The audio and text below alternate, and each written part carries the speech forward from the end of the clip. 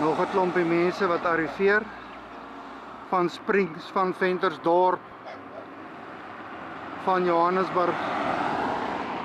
Almal daar van die noorderse kant af. Lekker weer siens. Die manne van Ventersdorp se wêreld. Die laities is reg om te kom help skoonmaak. En dit is Winburg. Hier waar die mense in die Boereoorlog die vrouens weggebêre het. Ons gaan vandag hierso skoonmaak. Hulle gaan sorg vir verversings ook. Ek sien daar's 'n braai op. Die dame is van Stilbaai af, al die pad van Stilbaai. Heel wat mense wat opgedaag het om te kom help. Hier is ons op pad na die begrafplaas toe.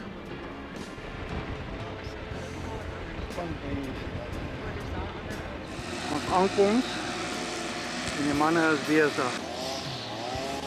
Dit is nou 8:15, Saterdagoggend, dit is 13 Maart en ons gaan die konsentrasiekamp grafte hier by Winburg skoonmaak. En daar kom die klomp mense al reeds, maar daar kom 'n konvooi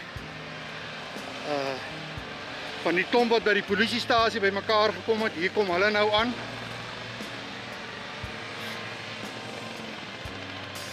Hier is ook al heel wat ander mense op die terrein klaar besig met skoonmaak.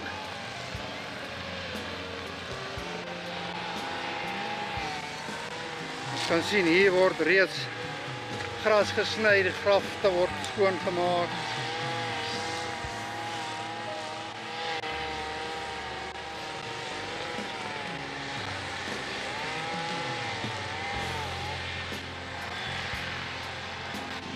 Net hier agter die begrafplaas is hierdie dam waar die riool inloop en daar aan die agterkant kan ons die hoofweg sien. Hier is daar al 'n paar grafte skoongemaak.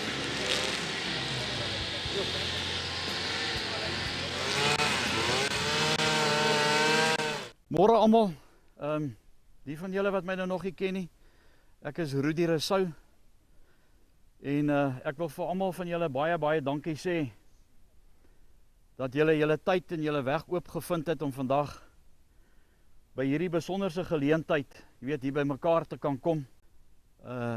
Mense het nie altyd woorde om te sê, jy weet wat 'n mens graag wil sê nie, maar as hierdie vrouens en kinders vandag hier sou gestaan het, sou hulle vir julle dankie gesê het, dat na 121 jaar julle hulle nie vergeet het nie. En ek wil net graag vir julle net 'n stukkie uit die Bybel uitlees. Ek dink dis die regte ding om te doen, voordat 'n mens enige taak aanpak. En ek dink hierdie is baie toepaslik vir die vrouens en die kinders wat reg oor Suid-Afrika in 126 konsentrasiekampe gesterf het. En ek glo, ek is nie 'n siener nie, maar ek glo as hulle vandag uit die hemel moet uitkyk, hulle dankie sê, dat julle harte nog warm klop, en dat julle vandag hierso is, om net 'n klein gedeelte van julle lewe vir hulle dankie te sê, want hulle het gesterf, jy weet, vir ons vryheid. Ek lees graag saam met Psalm 23. Die Here is my herder, niks sal my ontbreek nie. En as 'n mens so kyk na vers 2, die groen weivelde wat hierso is, waar hulle hier vergete lê, dan staan vers 2, hy laat my neerlê in groen weivelde, na waters waar rus is, lei hy my heen. Hy verkoop my siel, hy lei my in die spore van geregtigheid, om sy naam ontwil. En vir baie van hulle was dit in die skadu van die dood gewees, want by Betuli se konsentrasiekamp Kerkhof was daar oor die 5000 vroue en kinders gewees. En daar tot 28 van hulle per dag vir 2 weke gesterf. En ek kan nie myself indink as daai vrouens daar was, veral met kinders. Vandag het jy nog jou kind hierso by jou en môre is daai kind dood en môre moet jy daai kind gaan begrawe. In vers 4 sê, al gaan ek ook in 'n dal van doodskaduwee, ek sal geen onheil vrees nie, want U is met my. U stok en U staf, die vertroos my. U berei my tafel voor U aangesig teenoor my teestanders. U maak my hoof vet met olie, my beker loop oor. Net goedheid en guns sal my volg al die dae van my lewe, en ek sal in die huis van die Here bly tot lengte van dae. Kom ons bid net, buig net ons hoofde. Here, ons staan vandag net weer vir 'n oomblik stil in hierdie groen weivelde, waarvan ons vorige geslagte, Here, die hoogste prys betaal het vir ons vryheid.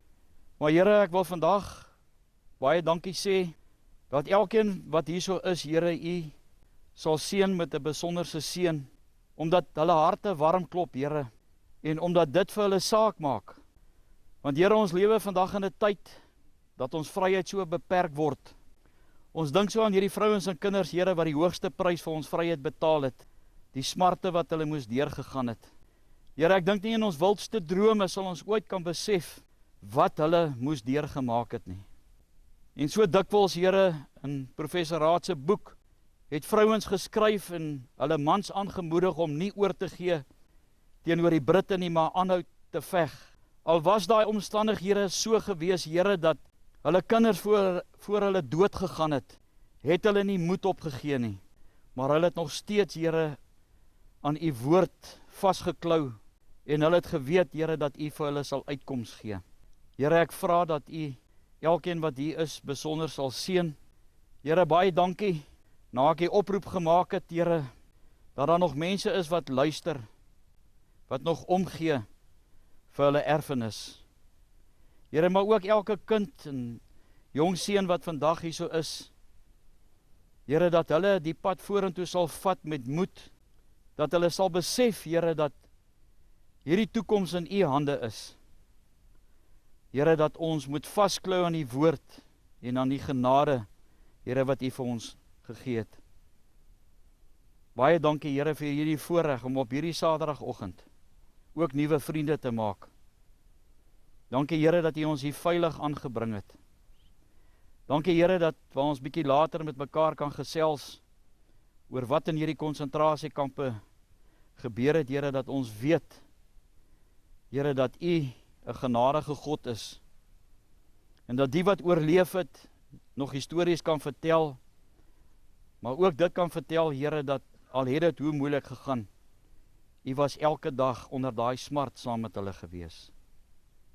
Here, ek bid en vra net, dat U net ons sonde sal vergewe, dat U ons sal help, Here, om op te kyk in hierdie donker toekoms wat ons in hierdie land het, waar alles nou, Here, voor die voet en gronde gaan, maar dat ons sal besef, Here, dat net U kan die pad vir ons vorentoe berei, en net saam met U, net ons hoop vir die toekoms. Vergewe ons sondes, Here. Ons vra dit omdat ons dit nie verdien nie, maar ons vra dit alleen, Here, uit U genade. Amen.